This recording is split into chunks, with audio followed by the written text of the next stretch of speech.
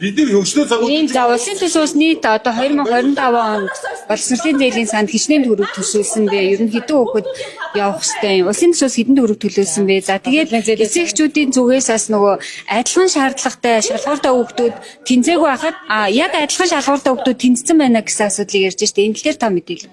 Нэгдүгээр асуултанд хариулъя. Боловсролын зээлийн сан 2025 оны төсөвт улсын төсвөөс 124 тэрбум нэмэлт их усүр буюу эргэн төлөлтөөр 33.6 тэрбумыг олж зарцуулах үүрэгтэй. За тэгэхээр 124 тэрбум төгрөгөөс боловсролын зээлийн сангийн гадаадд суралцагчдын зээлд 15 тэрбум төгрөг тавьсан. Энэ 15 тэрбум төгрөг зөвхөн энэжлийн шалгуулалтын хүүхдүүдийнх биш. 23, 24 онд шалгарсан, 25 он шалгарах нийт хүүхдүүдэд олгох зээлийн төсөв. За валютын ханш өсөж байгаа. 23 онд 64 хүүхдээс 59 нь одоо үргэлжлүүлэн сурч байгаа. 24 оны эсэгчдээс 83 хүүхдээс одоогийн байдлаар 78 сурч байгаа. За 2025 оны сонгуульч сургалтад квот нь 74 байсан, тэнцсэн нь 70 оюут. Ингээд нийтдээ саяны 3 оны тоонд бид нар 15 тэрбум төгрөгөө зарцуулах ёстой. Мэдээж төсөв хүрэхгүй бид ийм учраас эргэн төлөлтөө сайжруулж энэ эргэн төлөлтөөрөө сангийн амнаас зөвшөөрөл авчиж буцааж зээлээ тэтгэлгээ олгох ийм ажлыг одоо бол зохион байгуулж байгаа. За нэгдүгээр асуулт. За хоёрдугаар асуулт нь ерөнхийдөө бол тэнцээгүй шалгараагүй хүүхдүүд яг ижилхэн хүүхдүүд тэнцсэн байна гэсэн асуудлыг ярьж байгаа л да.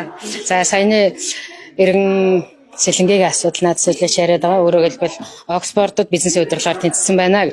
Гэтэл Оксфордод байна уу, аль сургуульд байна уу, сонгон шалгаруулалтын системд бүртгэгдсэн иргэдээс л бид шалгаруулалт хийхээс өөр арга байна. Тэрнээс бусдаар шалгаруулалтанд оролцоогүй иргэнийг би одоо зохиож цаасаар ирүүлсэн байгаа тохиолдолд нь ямар нэг байдлаар давуу байдал олгож болохгүй шүү дээ.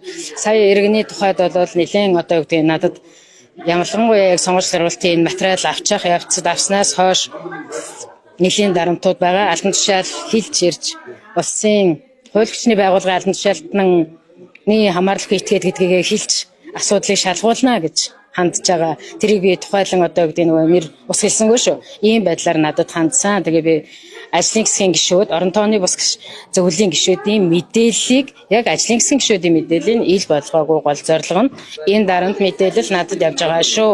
Ажлын тэмцэх газраас таныг одоо ган төмөр бүх нэр бүхий хүмүүсийг одоо албан тушаал томилсон гэдэг асуудлыг бас өглөө эцэгчүүдийн мэдээлэл өгсөн шүү дээ. Эдлээр та тайлбар өгсөн байгаа. Орон тооны бус зөвлөлийн авилгын газрын мэдээлэл бол 2024 оны 6 сард хуулийн өөрчлөлт орсон байсан.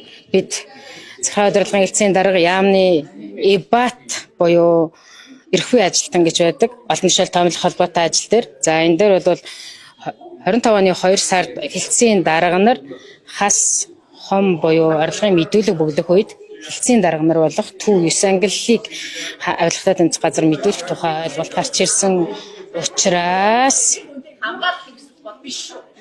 тэр авилгатай тэмцэх газарт өмнө мэдэгдэж тэдгээр хүмүүсийг сонирхолтой. Тэр хуулийн өөрчлөлтийг 24 оны харин сүүл рүү орсон өөрчлөлт гэсэн би миний бие бол энэ асуудлыг томилохоос гадна захиргаа удирдлагын хэлс болон яамны ИБАТыг би надад мэдээлэл хангаж шийдвэрлэх хэрэгтэй байсан гэж ойлгоод энэ талаар би холбогдох би тайлбар мэдээг өгөөд хуулийн хүрээнд ажиллаа явж байгаа. 2025 оны 5 сард Наранбаяр сайд дээр мэдээлэл нөтсөн байсан шүү дээ. Түүнээс хойш Наранбаяр сайд яамнаас өөрөөс нь асуугаарай. За ер нь мэдээлэл. За мэдээж одоо хариуцлага арга хэмжээ юм чинь тэр албаны хуулийн дагуу ажиллаж байгаа. Тэнцээгүй хүүхдүүдэд одоо ер нь яах ёстой юм бол эцэгчүүд нэлээд би зүгээр одоо энэ дээр би сая сонгуульч шалгуулалтын яг бүтэн энэ ажлын хугацаанд ганцхан иргэд биш улсын их хурлын маш олон гишүүд. За өндөр албан тушаал нэр бүхий албан тушаалтнууд энэ асуудлыг тодруулж тайлбар хэсэг мэдээлэл авсан иргэд ч миний би яг сонгуульч шалгуулалтын ажлын хэсэг өрнжих явцад буюу 6 сарын 22-ноос хойш энэ талаар ямар нэгэн иргэн ямар нэгэн албан тушаалтанд тайлбар мэдээлэл өгч болохгүй. Энэ чинь ажлын хэсгийн сонгуульч шалгуулалтын үр дүн гараагүй байхад ажлын хэсгийн үйл ажиллагааны шийдвэрт нөлөөлөх үйл ажиллагаа болно. Ийм байдлаар би 7 сарын 7-ны хүртэл яг ажлын хэсгийн ахлагч оруулахын нэгэнд аль ч албан тушаалтанд очиж ийм учиртай би тайлбар мэдээлэхгүй шүү гिचгээд явж байсан. За энэ үед иргэд бол нэлээд одоо тийм яг ордонд бас нэг нэр бүхий 4 гишүүнтэй 20 гаруй иргэн миний би бас уулзалт зохион байгуулсан. сайдад бас ганц өргөдлүүд байсан. Тэр өргөдөл донд иргэн хоёр иргэн бас их төвхтэй санагдсан асуудал хөндөж исэн. Тухайлбал иргэн БО гэдэг иргэн сайдыг хууль зөрчсөн шийдвэр гаргаж, улс төрийн зориг гаргаж миний хүүхдийг сургаж өг ийм тайлбар хэлсэн. Тэгээ миний би тухайд нь боломжгүй сайдын шийдвэр хууль зөрчих боломжгүй, миний би ийм үүргийг биелүүлэх боломжгүй гэдгээ тайлбарласан. Энэ жилийн боловсролын зээлийн санд хамрагдсан хүүхдүүдэд төрийн албаны болон нэр бүхий албан тушаалтны хүүхэд хамрагдаагүй юу? За одоогийн байдлаар бид энэ дээр яаж ажилласан бэ гэхээр авилгатай тэмцэх газар Монгол банк 2-өө нийтийн албаны аж сургуулийн зорчлолын хуулийн дагуу энэ иргэдийг мэдээлэл шалгаж өгөөч бидэнд ирэх байхгүй учраас гэж хоёр байгууллага албан бичиг явуулсан. Хоёр байгууллагаас бид шалгах боломжгүй та бүхэн эрхээ аваа шалгаарай гэдэг хариу ирсэн. За яг тухайн үеийн сонгон шалгаруулалтад улсын их хурлын гишүүний хүүхэд материал өгсөн байсан. Миний би тухайн ажлын хэсгээрээ хэлэлцээл энэ асуудлыг шийдвэрлсэн байна. Өөрөөр хэлбэл шалгаруулаагүй. Адилхан л иргэдч бай би одоо эцэст нэг л зүйлийг хэлээ да. Тэгээд одоо иргэдч бай, дарга сайд гишүүд хинч бай, цагаан дээр бичигдсэн, хараар бичигдсэн л дүрм журмаа мөрдөө. Тэгээд ажил хийж байгаа тохиолдолд ялангуяа сонгон шалгаруулалтын үед би хин нэгэн тайлбар өгч болохгүй шүү дээ. Тэгэхээр давуу байдал олгочих учраас ямар нэг байдлаар хариулт тайлбар өгөөгүй. Журмаараа сонгон шалгаруулалтын үр дүнгийн дараа зөвшөөрөхгүй бол орон тооны бус зөвлөл өргөдөл гаргах үүрэгтэй. Орон тооны бус зөвлөл нь баярын хоног өнгөрөөд байсан байхад 7 сарын 5-нд манай хамгийн ихний материал хургуулсан. Хамгийн сүүлд 23-ны материал хүргэсэн. Тэгээд 23-нд хүртэл орон тооны ус зөвлөл ажиллаад манай тайлангаа ирүүлсэн. Тэр тайландаар тухайн суралцагчдад журмын дэдийн дэдийг хангаагүй байна гэдэг энэ миний саяны нэвтрэх эрхээр мөн нэвтэрч орж баримт материалтай шалгаж үзэж ажилласан байгаа. За одоо энэ дээр зүгээр мэдээж би хүүхдийн хадлан явж байгаа эцэгхийн байр суурийг ойлгож байна. Гэхдээ ажил хийж байгаа. Ялангуяа цагаан дээр бичигдсэн, хараар бичигдсэн дүрм журм хууль бүхэл хэмжээнд хэрэгжиж байгаа энэ бол наад асуудлаа. За хэрвээ магадгүй ийм асуудал байгаа бол одоо орон тооны бус зөвлөлийг зөвшөөрөхгүй хариуг нь хүлэмжшэргүй ямд хандсан иргэд байгаа гэж би ойлгосон. Энэ иргэд дараагийн шатанда хандах эрх нь ч бас нээлттэй учраас одоо яах вэ? Биний тухайд бичигдсэн хууль эрх зүйн актаар мөрдөж байгаа нь тэр холбогдох хуулийн байгууллагууд ч бас гомдол очсон учраас би холбогдох баримт материалаа хангаж байгаа, тайлбар мэдүүлгээ өгч байгаа. Одоо тэгээд гомдолтой хүн болгоны одоо гэдэг хүслийг биелүүлнэ гэх юм бол би өөрөө хууль зөрчсөн болчин нөгөө талаас иргэд сонгон шалгаруулалтад бүрэн материалаа олголтоор авах хэрэгтэй. За сайн байна намайг их болд гэдэг Арангай аймагт одоо амьдардаг хүн байна. Тэгээ манай хүүхэд 2023 онд Арангай аймгийн төвөөс илгээх хөтөлбөрт одоо шалгуурт хангасан гээд тэгээд тэр хөтөлбөрөө сонгоод тэгээ одоо 24 оны 8 сард Америкийн Ohio State University гэсэн сургуульд одоо програм хангамжийн мэргэжлэр сураад одоо 2 дахь курстэй ороод эдгээр ангид хичээл нэхлэж байгаа. А тэгээд 1-р курсын 2 дахь семестрээс эхлээд төлбөрийн асуудал нь үүсч эхэлсэн. 1-р семестрт нь бол төлбөр нь бүрэн шилжсэн. А ингээд 2 дахь семестрт нь төлбөрөө дотор шилжүүлээд тэгээ одоо би 25 оны 4 сараас хойш 6 удаа боловсролын газар дээр ихнэрийн хамт ингээд очсон. Өөрөө бол ихнэр. За энэ хугацаанд энэ хүнтэй уулзах гад угаасаа уулзуудгүй. Намайг бити энэ хүнтэй уулзууд гисэн юм шиг тэр бичиг хэргийн ажилтан ч их цаантай юм асуугаар хариулахгүй эсвэл ийм ч ажилтаа тийм ажилтаа гэдэг одоо ямар нэг шалтгаан хэлээ би уулз чадахгүй эсвэл өчтөр орой 17 цаг дээр цаг үед ажил дээр нь хаднаас орж ирэх үедээ таараа уулзчих. Тэгээ уулзаад ингээд яхад бол хүний асуудлыг ингээд орхитой хүн шиг ингээд сонсоод ингээд шийдэж байгаа ч юм байх сонсч байгаа ч байхгүй бараг өрөөнд байгаа камерын өмнө зогсоо тэгжээ би чамтай юмаа ярина гэдэг ингээд одоо тэр камерын өмнө би гурван асуудал тавьсан.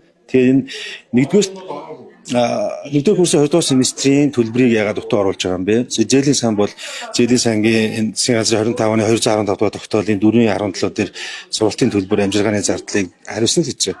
Сургалтын төлбөрөө ингээд танай хамаарах зүйлээ өгөөч ийм зүйлийг дутуу орхисон байна гэд ингээ хэлэхээр тэрийг юус ойлгохгүй. Ингээд ерөнхийдөө тамга газарт би 4 сард өргөдөл гаргасан. Лодоо харамсал гэдэг зүйлтэй уулзсан. Тэр хүн бол одоо эцэгчүүд танай хариуцагч доо штэ гэдэг ингээ ийм хариулт өгөөд юм хурцсан. Дараа нь боловсролын яамд бас хандаж өргөдөл гаргасан. За тэр боловсролын яамны өргөдөл нь цохогдоо зээлийн сан дээр очсон.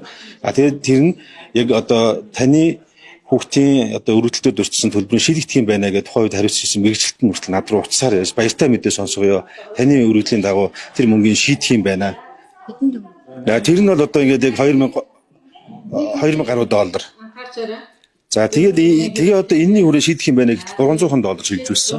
Тэгээд би одоо энэ дээр яагаад ингээд хаврын төлөв дутуу байгаа юм бэ гэд одоо хүртэл явж гэтэл одоо намрын төлбөр гарцсан, намрын байр нь гарцсан. Одоо намрын төлбөрийн жишээ нь сургалтын төлбөрт би юуг ойлгож байна вэ гэхээр одоо сэлгмаа дарга өчтөр надад хэлэхдээ кредит системээр ингээд сургалтын төлбөрийг тооцоглоо гэж байгаа. Миний хувьд тэ Монголоос Америкийн их сургууль суралцж байгаа үед Америкийн сургалтын төлбөрт юу тооцогдох юм бэ? Тэрийг л төлмөр одоо ингээд санагдаад байгаа байхгүй. Гэтэл одоо энэ хүн намайг журмаа судал, хуулиа судал, хууль тогтоомжоор судал гэж байна. Тэгээ одоо боловсролын ерөнхий хууль, дээд боловсролын тухай хууль одоо энэ 24 оны энэ зээлийн сангийн хэрэгжүүлж ирсэн 102 дугаар засгийн газрын тогтоол 2025 оны шинжлэгдсэн 210 тогтоол тогтоол гэдэг ахаар энэ аюулгүй асуудалтай. Тэгээ ерөөсөө үгэн дээр тоглоод идэг юм яадаг. Тэгээ зүгээр ардын хүүхэд одоо энэ сураад ийм том боломжийг ерөнхийд төчөөсөө үр даатгаараа аваад сурж байгаа нь бол энэ боломж олдож байгаа нь бол бодиттой шудраг тий иргэндээ хүрсэн усынхаа ирээдүйг бодсон зөв үйлдэл. Тэгвэл яг энэ дуун шатантай зээлийн сан нь үзмжээрээ тий миний хүүхдийн асуудлыг төлбөрийг ялгуурлаж шилжүүлэхгүй байна гэж би үзчихэ. Тэгээ одоо 5 сараас 4 сараас хойш ингэж явсаар байгаад өчтөр оройл 5 сарын дараа өчтөр оройл нэг уулзаад загнуудад гарсан. Тэгээд миний хүүхдийн төлбөрийг шийдэхгүй гэсэн. Гэтэл одоо сургалтын төлбөрт физикийн лабораторид туршилт хийхэд хийх гэсэн тийм сургалтын төлбөрийн зардал байгаа. Одоо $100 гэдэг. Цахим номын сан ашиглах ёстой гэдэг манай хүүхдэд намрын төлбөрөөр нэмж гарсан. Гэтэл энэ зардлыг энэ яагаад сургалтын төлбөрөөр хамаардаг юм бэ? Хүүхд чинь Монголоор болоход лекц семинар гэдэг ихтэй сургалт явагддаг бол тэнд манай хүүхд зөвхөн хэдэн кредитээр тооцсон сургалтын төлбөрийг төлөөд энэ хүн болчлоо гэж үздэг байна. Гэтэл хүн лекцэндээ суун. Одоо монголоор семинар гэдэг шиг Америкта физикийн лабораторитой сорил туршилтаа хийгээд мэддэг чадвараа бацдах гал байдаг, турших гал байдаг. Захин номын санг судлаа гэж сургуулийн төлбөр дээр оруулсан. Гэх мэтчлэн ингээд яг ерөөсөө төлбөрийг сургалтын төлбөр гэдэгт юу тооцсон бэ гэдгийг нэлээд өргөн үрээгээр авч үзмээр байгаа. Тэрнээс биш арга гэрийн хувьд болохоор одоо тухайн хүүхдийнхээ эрүүл мэндийн зардал болон автобусны зардал гэдэг юм уу яг хувь хүнээсээ хамаарч даах ёстой гэдэг зүйлээ эсвэгчүүд бид хариуцж байгаа. Тэгээ би одоо манай эрүүл мэндийн төр багш хүмүүс тэгээ нэг сая 500 600 гаруй мянган төгрөгийн цалинтай улсууд одоо жилдээ л хагас семестр тутамд л одоо бараг л 15 20 сая төгрөгийг ингээд өгөөд байх боломж юу вэ? Ингээд цалин үс юм байхад угаасаа энэ боломжгүй зүйл бараг одоо ингээд 8 сарын 11-нд байрандаа орох хэрэгтэй. Одоо төлбөрийн шилжүүлээгүй одоо манай хүүхэд одоо ингээд байрандаа орж чадахгүй одоо ийм байдалтай байж. Хичээл нь 20 гараа эхлэх гээд төлбөрийн шилжээв. Тэгээ айл 2024 оны 11 сарын 20 дээр гарсан 1-р курсын 2 дахь семестрийн төлбөрийг 25 оны 3 сарын 27-нд шилжүүлж байгаа.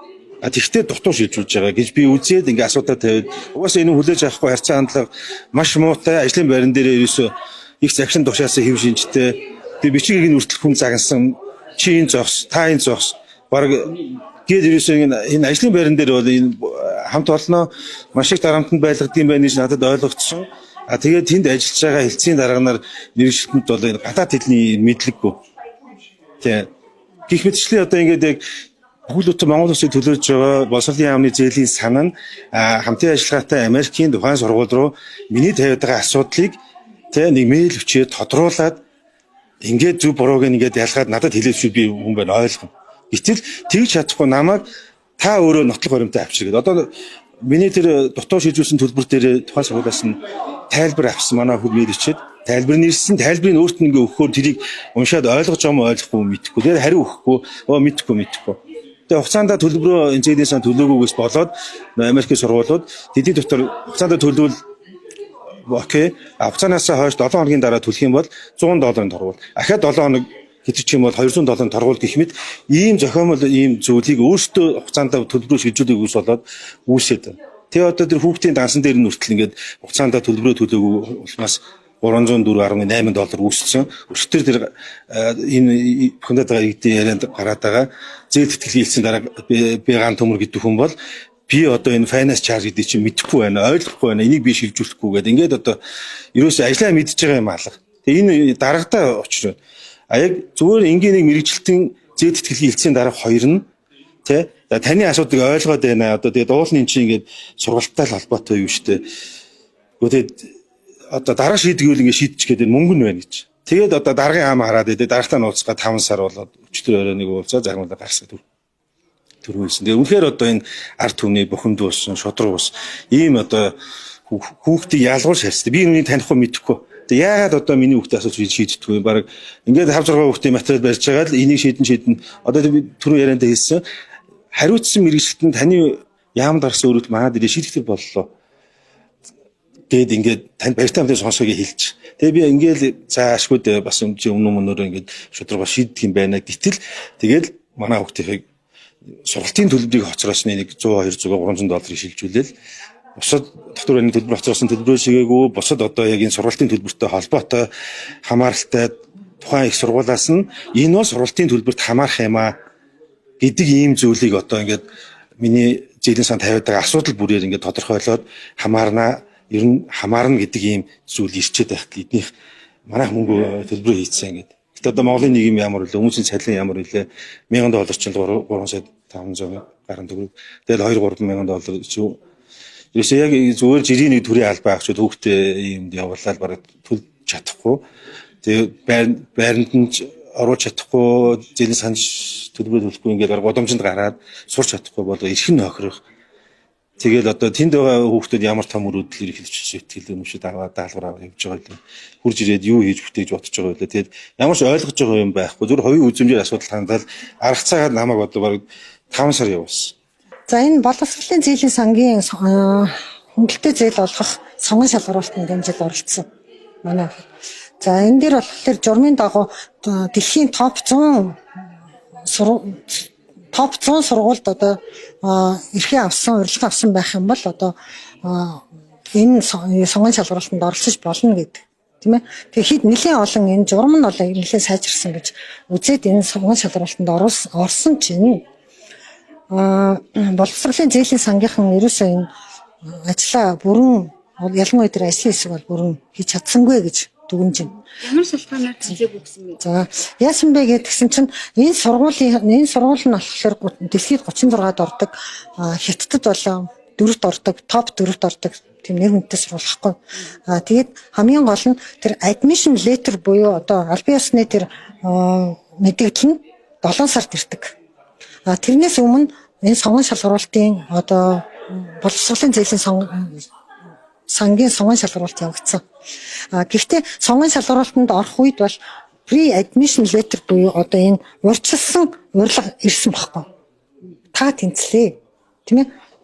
Тийм болохоор одоо ингээд та үндсэн хөтөлбөрт undergraduate student гэдэг дэлхийн одоо нөгөө Монгол улсын тэргүүлэх мэргэжлэр одоо англи хэл дээр 25-аас 29 онд ингээд суралцах болсныг одоо мэдээлж байна гэсэн ийм урилга ирсэн баггүй. Гэхдээ энэ нь болохоор pre-admission гэсэн нэртэй байсан. Яг тэгэл тухайн сургууль бол ерөөсөө 7 сарын сүүлээр жинхэнэ энэ admission notice өгдөг сургууль байгаа байхгүй. Хуваар нь тийм. Тэгэнгүүт бид нар яасан гэхэлэр сонгон шалгуулалтанд энийг өгсөн. Өнөөдөр болохоор тэгээд нөгөө сонгон шалгуулалтаас хасагдсан.